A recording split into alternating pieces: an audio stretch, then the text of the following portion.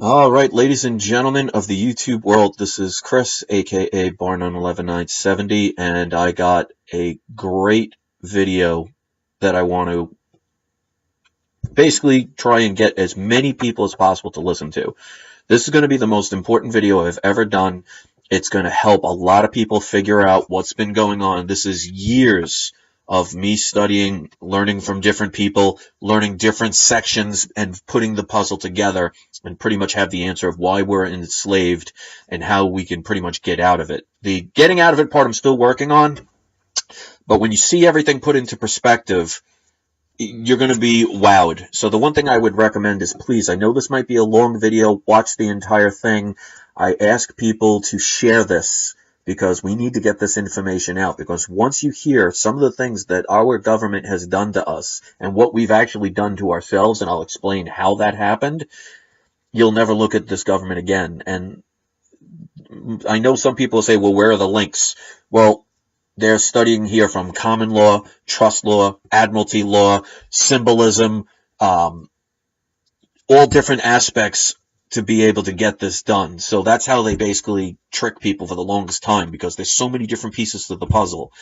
It takes a long time to actually put it all together. And watching a bunch of people that I got a lot of information. So let me get this started. So you may want to watch this with somebody who doesn't believe in this stuff, because belief has nothing to do with the truth.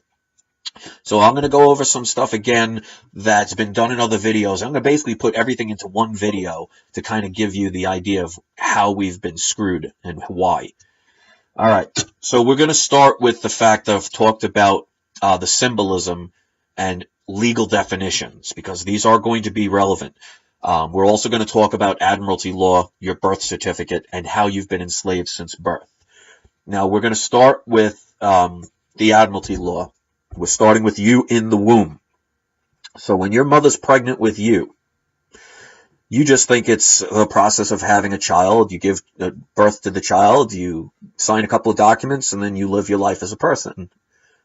There's a lot of things that you need to know about, because, as they say, ignorance is no excuse of the law. So if you don't know the law, it's going to enslave you and entrap you. And the way they do it is by using words. And they use the words in different terms. It's called legalese, which means legal definitions have different meanings than what you and I have been basically taught to think they mean. So let's start with the admiralty law. Now, why does it have to do with admiralty law? Well, this is how they trick you, because you don't think that when you're pregnant, you have a child, that you have anything to do with law of the sea. But technically, under their laws, you do, because you are made mostly of water. You are in a womb that is filled with water. So basically what's happening is, under admiralty law, you are in a ship and you are going to dry land. You're docking from a ship. And the reason why I could say this is, when they created the birth certificate, the way it happens is, when you're born, your parents sign a certificate of live birth, and it's signed and authorized by a doctor. Goes off, and you get a birth certificate. Now, you think those things are the same. They're not. First one says certificate of live birth. Second one is birth certificate. What they do is they make a dummy corporation in your name, and we're going to go through how they do all this stuff and how they get away with it. So the name on your birth certificate is not you, even though it looks like you. And I'll show you what I mean by that. Let's say, for example, you're on a boat called the Titanic, and your name happens to be Stephen Samuel Titanic. Your last name is Titanic. Well, you look on the back of that ship, it says SS Titanic. Your initials are SS Titanic. You have the same exact name, and let's just assume the SS on the Titanic meant Stephen Samuel. Does that mean that's you? Does that mean you're the boat, just because you have the identically same name? And when that ship sank and you left it, you've abandoned ship, so to speak. So we'll get into that again later on. But when you're born, you're actually, through admiralty law, you are being birthed from the birth canal through a vessel, which is made of primarily of water. You're connected to the ship with your umbilical cord. Well, if you know anything about admiralty law, well, what's the military of the sea? It's called the Navy. Well, what's another name for your belly button? It's called the navel. These things are not coincidences. You're going to see that throughout how I talk about this stuff. It's hidden in plain sight, so when you see it, you don't notice it. Just like, for example, when they talk about in the Bible about the temple that is not built by man and is not made by wall. Well, what are these? It's your temple, but that's a story for another time. All right, so when you're born, you come out of the womb, they cut you from the ship, which is the placenta, and basically you leave the placenta behind. Now, what's in the placenta besides water? Well, your DNA. So they actually have proof that they end up owning you, and this is how they own you. Not you, the person, but how they have the ability to make a fictional corporation under your name, and they label you as a person. Well, if you look up the legal definition of the word person, it means a fictional character, a corporation. So it's not you, even though it has your same name. And this is how they get away with it. So when your mother gives birth to you, they take the baby home. They sign the certificate of live birth. The doctor autographs his signature to confirm as a witness, which, by the way, when a ship comes to port, what is it called? It's a dock. Well, who's the person that's authorizing this and helps you with the baby? A doctor. In other words, a doc. These are not coincidences. So in admiralty law, the whole idea of birth certificate came from the fact that when countries were doing commerce with other countries and shipped goods from their country to another via ship, when that ship docked into the port, on the vessel, which is another name for a ship, it's a vessel, they have to take each particular item, they have to register it, and they give it a certificate of birth, which means it's cargo. That's where birth certificates originated from. It originates from admiralty law when countries are doing commerce with one another and they have inventory that needs to be registered and identified. So they create a certificate, a birth certificate of the name of the product, what it involves, where it came from, and its registration number. Sound familiar on your birth certificate pretty much?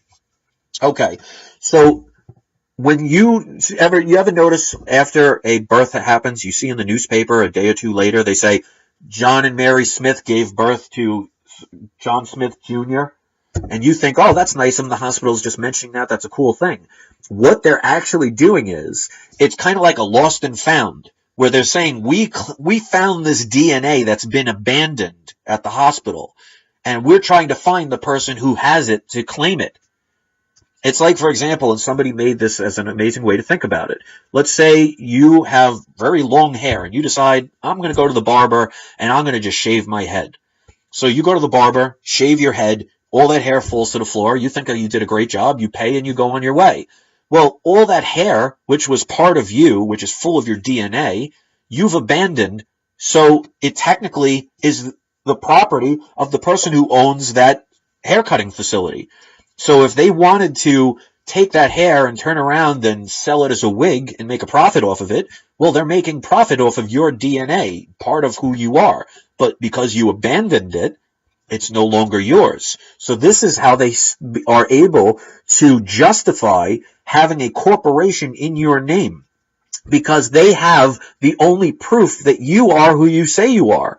Because when you talk about forensic science, well, in a forensic crime where they need to get information, what do? They look for a person's DNA, because the DNA is individual to each person.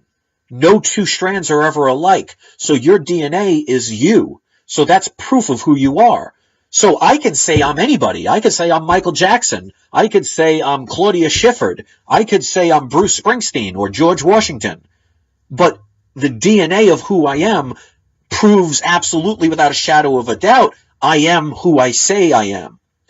So when your parents gave birth to you and they left that placenta behind, the government takes that DNA evidence, displays it on a newspaper and says, without basically saying it, because they're sneaky and this is all based on fraud, they're saying on a piece of paper in the newspaper, here is the birth of such and such person. what they're really doing is basically saying, we found this person, the DNA. They're not talking about the baby, because the baby was the baby was taken home.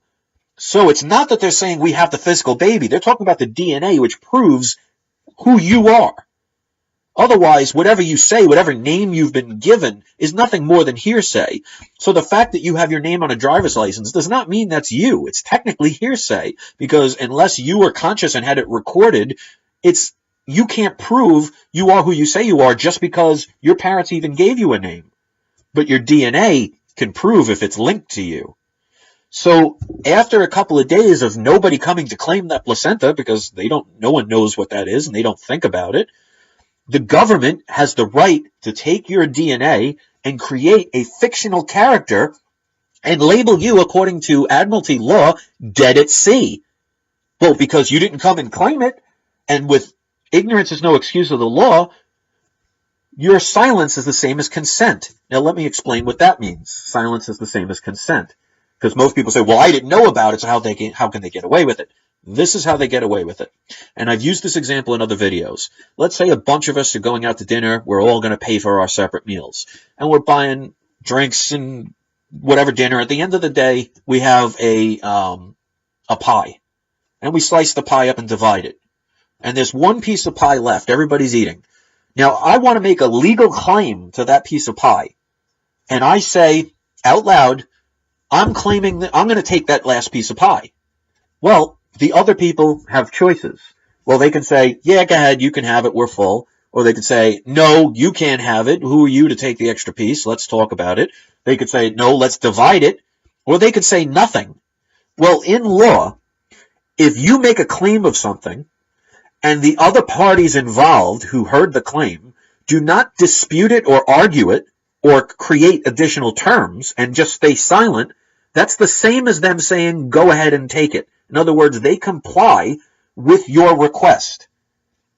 So when it comes to when you're born and your parents, because one man's junk is another man's treasure, when they leave that placenta behind, then just think, well, that's going to be thrown out. The government tries to first have somebody come back and identify who they are by posting the birth into the newspaper. And when nobody claims it, it's considered abandoned. So the DNA is not you, the person, but it's who identifies who you are. Because DNA traces back to each individual person. So they have the actual proof that you are an existing entity. And because you don't report it, they technically, under Admiralty law, consider you dead, lost at sea.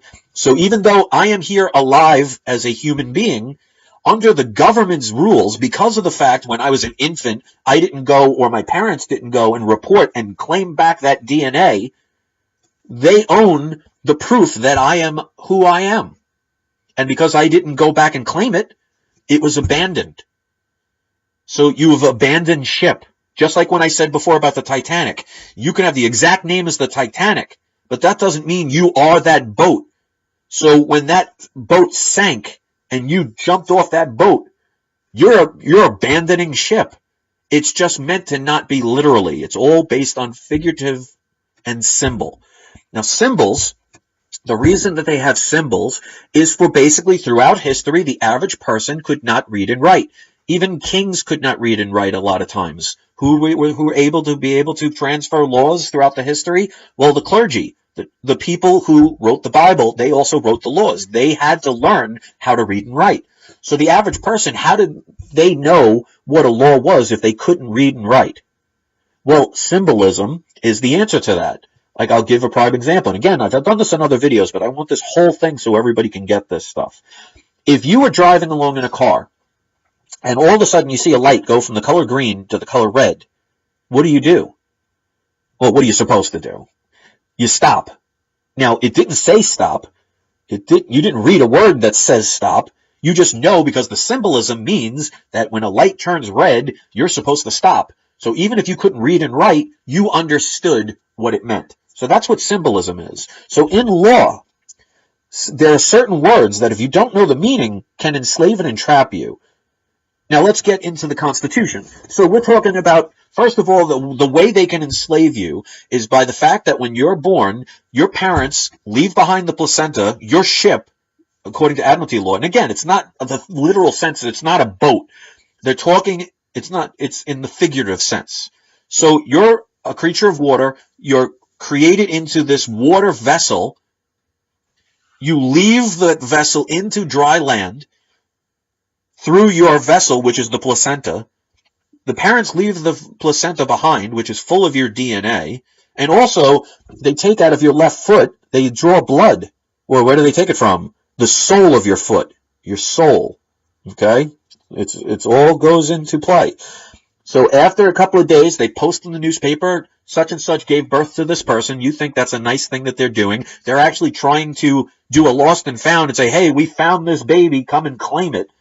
And when nobody does it, they basically say, oh, well, they didn't claim it, so they must be dead. So they are allowed legally, not lawfully, but legally, there's a difference, to claim that you're dead and create a fictional character, a corporation. So if your name was, like I said before, Stephen Samuel Titanic, well, what they do is when you file that certificate of live birth and you have the doctor sign it, you send that away. After that time of people not claiming it, they say, oh, they didn't come and claim it, so they must be dead. So we're going to create Stephen Samuel Titanic, the corporation, and send back, instead of a certificate of live birth, they send you a birth certificate. It's not you. That means your cargo. And what they do is they put it in all capital letters. So if you look at your birth certificate now, your driver's license now, with very few exceptions, because there are exceptions, because if you have connections in government or you're very wealthy, you probably don't have this, but you will see your name in all capital letters. Now, you think that's just a pretty font. Well, all capital letters in law is symbolism, like I said before. The symbolism means it's a fictional character, a corporation. So that is not you. When you look at your driver's license and see your name, that is not you. Now, what is a corporation? Let's get into that. Now, let's just use, for example, McDonald's. McDonald's is a corporation. Now, if I was to ask you, well, tell me what that corporation is. Well, if you point to a McDonald's restaurant and say, well, that's McDonald's Corporation, you would be wrong, because that's just a building that they do their business in. That's not the corporation. Well, then you could say, okay, well, what about the corporate headquarters? You know, it says Corporation of McDonald's, or whatever corporation it's called, and that's where they do all their business. Again, you would be wrong. That is not the corporation. That is just a building that they do business in. What is the corporation? Well, let me show you. When you register a business, you send in your money, your fee, and they send you back a certificate that has this word on it. Well, it's backwards, but it says McDonald's in all capital letters. This is the corporation. It's a title. It's a piece of paper. That's not the physical part.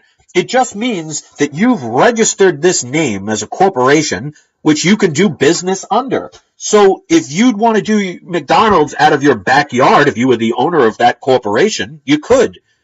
So the business itself is not the corporation. It's the name. So when I talk about you as a corporation, they're not talking about you specifically. They're talking about a piece of paper that has the business name of Stephen Samuel Titanic, or whatever name you have. Okay? So let's continue from there. How we got where we are today. Most people don't realize this, but there are actually two constitutions. The original Constitution was created in 1781, ratified in 1785, and was exactly the same as the new Constitution that you don't know about, except for two different wordings. Everything else is pretty much exactly the same. What they did was, the original Constitution says, instead of for the people, they changed it to of the people. Now, what does that mean? Well, basically, in a nutshell, it goes from for the people, which means the government works for the people, to of the people, which basically means you work for the government. So they switched that just by one word. May not seem like a big deal to you. The second word is the major one, and this is where they enslave people. This is where your votes don't count. This is why you need a driver's license and you have to pay taxes. You don't have to. You've just subjected yourself to do so. They changed it from the United States of America, which is the country, to the United States. Now, most people will say, well, That's the same thing. Well, no, it's not. Because first of all, the United States of America will be capital U, United, capital S, States, capital A, America. You could look at any like $5 bill, $10 bill from like 1860 and before, any notes, they had that. Now, if you see everything in United that says United States is all in capital letters. Now, like I said before, in law, anything that's all capital letters is a fictional character, a corporation. So what they did was, they did this during the Civil War, because first of all, the Civil War had nothing to do with slaves and freeing of slaves. That was a good excuse. It's just like any military today. It's all about starting a centralized bank, taking over the people's resources, and creating money. And the reason that they say things like, for example, us going over to the Middle East, they use the justification of, well, we're going to liberate the people, and they use children's deaths and women's deaths as a way to get people to say, oh, we need to go over there, because they need the backing of the people. Because if they were going to say, well, we're going to start a war over, let's say, in Iran, and we're just going to kill a bunch of people, we're going to take their oil, and we're going to make tons of money off of it, how many people do you think would agree to that? They wouldn't. So they have to have a reason. So in the Civil War, the justification for that war was freeing the slaves. Now, they never freed them. They just changed them into a different form of slaves, just like you and I. Now, when you think the word slave, you just think of an African-American person. Again, it's a divide and conquer contract. It's all about getting people to hate each other. So blacks hated whites, whites hated blacks. It's separation. It had nothing to do with the war. What basically was happening is the original United States of America was nothing more than colonies that became union states, which joined together in a union, forming a government. A country. It's just like what happens in Europe. You have the Netherlands, you have Sweden, you have France, you have Germany. They're all states of Europe, but they're not United States, so they're separate countries. It was the same thing when our country was founded. Each state was technically a different country. We formed a union to create a country called America. This is where they trick you. So when you see the United States of America, they're talking about the actual land and actual where the Constitution was originally started in 1781. When you see the word United States, that is a corporation that is located in D.C. in a 10 square mile radius, District of Columbia. Now, it's so funny because who supposedly discovered America? Which is ironic because they discovered a land that was already inhabited by millions of people for thousands of years, but the person that supposedly discovered the Americas, which includes North and South America, remember the Americas is all of that land, was Columbus. Well, District of Columbia, another nice word for District of Columbus. Basically what Columbus did was discovered America, claimed it for Spain, and slaughtered all of the native people. You don't hear that in the history books. So, what they basically did in a nutshell is the United States, which is a corporation, is a foreign country located in America.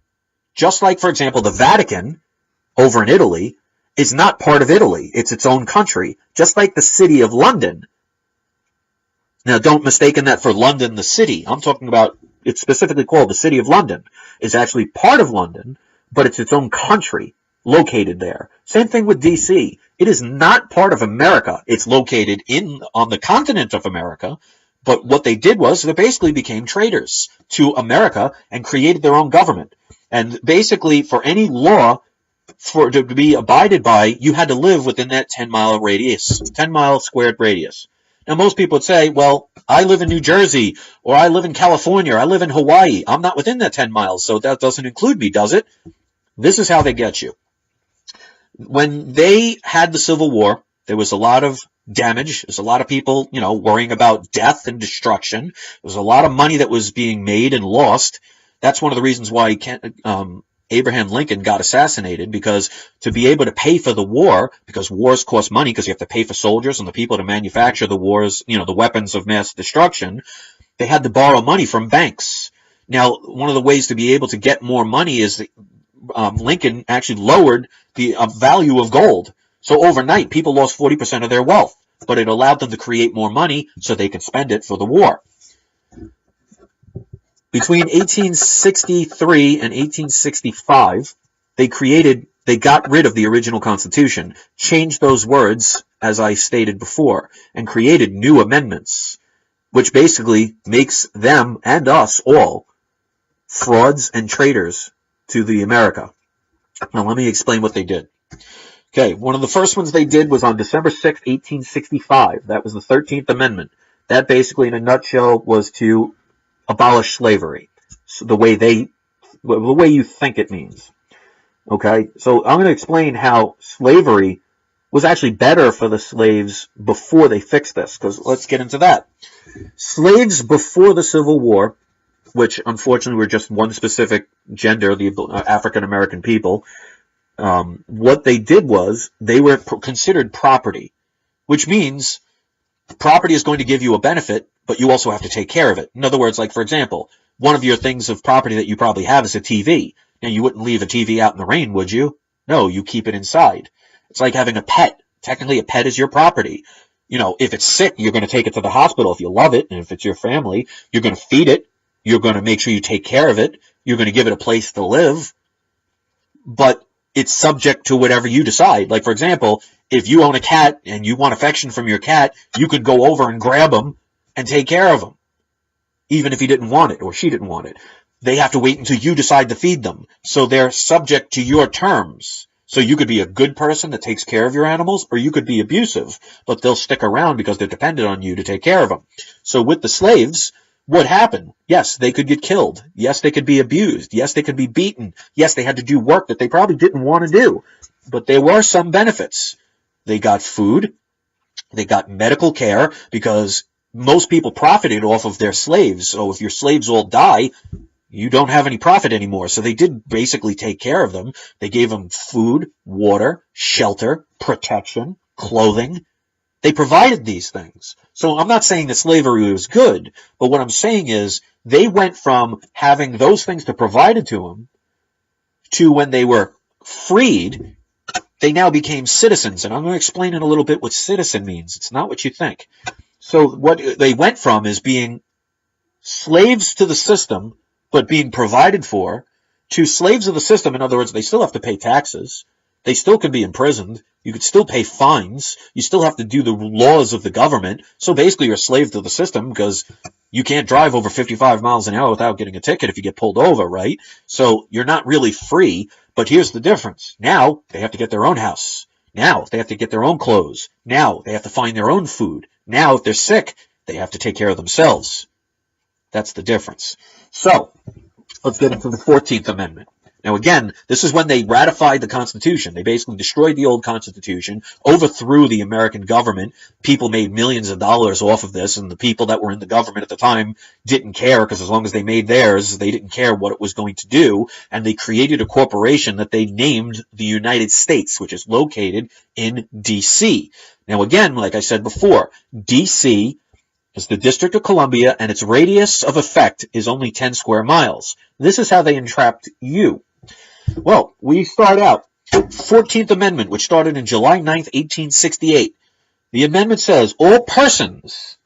Now remember, if you've seen my other videos, and I've talked about this before, you see the word persons, you think that's you.